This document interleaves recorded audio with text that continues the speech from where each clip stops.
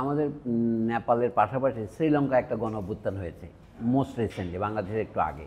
প্রেসিডেন্টের বাড়িতে মানুষ ঢুকে লুটপাট করলো, সেখানে নির্বাচন হয়েছে, একজন প্রেসিডেন্ট নির্বাচিত হয়েছে। তার সরকারের দু একটা কর্মসূচি বলি আমাদের বর্তমান সরকারের সাথে পার্থক্য বোঝাবার জন্য।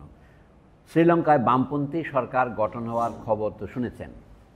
একজন, এটা পরশুদিন পেয়েছি আমি, ভারতীয় এক সাংবাদিক লিখেছেন, তার নাম হলো সৌম্য বন্দ্যোপাধ্যায়। তো উনি বলছেন, আজ প্রথমবার রাষ্ট্রীয় বাজেট পেশ করল অনুরা দিশানায়েকের সরকার। এর মধ্যে কয়েক মাস ধরে জ্বালানি তেল ও রান্নার গ্যাসের দাম কমানো, দুগ্ধ এবং দুগ্ধজাত পণ্যের উপর থেকে ট্যাক্স তুলে নেওয়া, দুগ্ধের উপর ট্যাক্স তুলে নিলে দুধের দাম কমবে। তারপর বিগত দক্ষিণপন্থী সরকারের দুর্নীতিগ্রস্ত নেতা মন্ত্রীদের অবৈধ সম্পত্তিগুলো বাজেয়াপ্ত করা, এমন অনেক জনকল্যাণমূলক পদক্ষেপ নিয়েছে শ্রীলঙ্কার সরকার। এবার দেখে নেওয়া যাক তাদের রাষ্ট্রীয় বাজেটে কি কি রয়েছে। দু একটা উদাহরণ। দেশের জিডিপির প্রায় 10% শিক্ষা খাতে খরচের লক্ষ্য। আমাদের দেশে 2-এর কম খরচ করে, তাহলে শিক্ষা উন্নতি করবেন কীভাবে? আপনি এখানে তো বোঝা যায়, সরিষার মধ্যেই তো ভূত আছে আমাদের এখানে। আপনি তো মাত্র 2% খরচ না, গত বছর খরচ হয়েছিল শেখ হাসিনার শেষ বছরে 1.7 জিডিপির। অনেকে আবার বাজেট আর জিডিপি বুঝে উঠতে পারে না। বাজেট হচ্ছে এক বছরের সরকারি খরচ কত, আর যেটা হচ্ছে দেশের সমগ্র যে উৎপাদন চলছে, সরকারি বেসরকারি দেশি বিদেশি, দেশের চতুর্সীমার মধ্যে যে উৎপাদন হয় এটাকে জিডিপি বলে, গ্রোস ডোমেস্টিক প্রোডাক্ট। তার শতকরা 2 ভাগেরও কম আমরা খরচ করি, আর শ্রীলঙ্কা 10 ভাগ করেছে, কিউবাতে শতকরা 12 ভাগ করে, এবং কোনো কোনো দেশ আছে শতকরা 20 ভাগও করে। কারণ ওরা শিক্ষাকেই বেশি গুরুত্ব দেয়, কারণ শিক্ষা হচ্ছে ইনভেস্টমেন্ট দীর্ঘমেয়াদী, আয়রন অ্যান্ড স্টিল ইন্ডাস্ট্রিজের মতো। উচ্চশিক্ষা ও বিশ্ববিদ্যালয় উন্নয়নের জন্য সরকারি খাতে 13,500 কোটি টাকা খরচ করবে এই বছর। তার মানে হচ্ছে এটা বাংলাদেশের তুলনায় অনেক কম, কারণ বাংলাদেশের ইকোনমিতে অনেক বড়, শ্রীলঙ্কাতে জনসংখ্যাও কম। তারপরে সরকারি স্কুলে, আমি সংখ্যাগুলি আপনারা বাদ দেন, কলেজ পড়ুয়াদের স্কলারশিপ মাথা পিছু 5,000 টাকা এখন আছে, সেটা বাড়িয়ে 7,500 করবে, 150% বাড়াবে।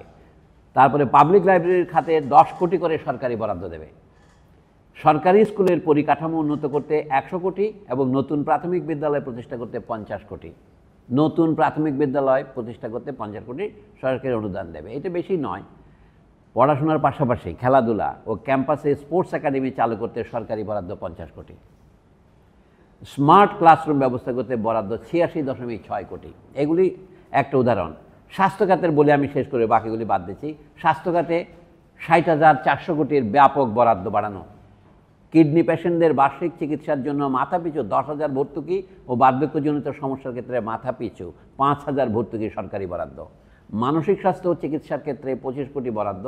শিশু ও মহিলাদের চিকিৎসা সংক্রান্ত সরকারি 200 কোটি বরাদ্দ। স্কুল ছাত্রছাত্রীদের জন্য বিনামূল্যে চিকিৎসার্থে 120 কোটি টাকা বরাদ্দ। গৃহহীন ও আর্থিকভাবে পিছিয়ে পড়া পরিবারগুলির জন্য নতুন আবাসন ও গৃহ নির্মাণের ক্ষেত্রে 25,000 কোটি টাকা বরাদ্দ এবং চীনের গৃহহীনতা দূরীকরণ প্রকল্পের দেশের মাটিতে বলবৎ করা। শ্রমিক কর্মচারীদের পরিবার রক্ষা, যেটা আছে আমি আর বেশি বলছি না। তো এক কথা হচ্ছে আমাদের এখানে সরকারের কাছে দুটো প্রশ্ন। একটা হচ্ছে তার সামাজিক অর্থনৈতিক কর্মসূচি কী, আমরা এখনও কিছু জানি না। আমরা শুধু যেটা নিয়ে ব্যতিব্যস্ত ছিলাম, জনগণের যে মত প্রকাশ এবং ভোটদানের অধিকার, সবচেয়ে বড় কথা জীবনের নিরাপত্তা, এটা নিয়ে মানুষ শঙ্কিত ছিল, যে কারণে অভ্যুত্থানে বেশি মানুষ অংশগ্রহণ করেছে, এটা আমরা অবশ্যই জানি। দ্বিতীয় কথা হলো, এই যে কোনো সরকারকেই ঘোষণা করতে হবে তার, যেমন নিম্নতম বেতন কি হবে। ওরা বেতনের ক্ষেত্রে কি করেছে দেখেন। শ্রমিক ও কর্মচারীদের বেতন বৃদ্ধি সংক্রান্ত কি বিধান শ্রীলঙ্কায় নিয়েছে। ক্ষেত মজুর ও দিন মজুরের দৈনিক আয় সর্বনিম্ন 1,700 টাকা বাধ্যতামূলক করা। বাংলাদেশে তো আপনারা আত্মহত্যা করবেন শুনলে। তারপর বেসরকারি কর্মীদের মাসিক বেতন ভাতা এপ্রিল 2025 থেকে সর্বনিম্ন 27,000 বাধ্যতামূলক করা হবে, এবং 2026 সাল থেকে সেটা হবে 30,000 সর্বনিম্ন বেতন। আমি দুর্বল মানুষ, সামান্য মানুষ, আমি বহুবার বলে যাচ্ছি, কোনো দেশের উন্নতির মাপকাঠি তার গড়পড়তা আয় নয়, যেটাকে আমরা পার ক্যাপিটা বলি। এটা হচ্ছে সর্বনিম্ন আয়টা দিলে আপনি বুঝতে পারবেন।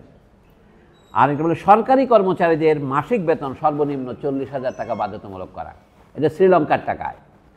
আচ্ছা, পরিবেশ রক্ষার ক্ষেত্রে 500 কোটি সরকারি বরাদ্দ চালু করা, ইত্যাদি ইত্যাদি।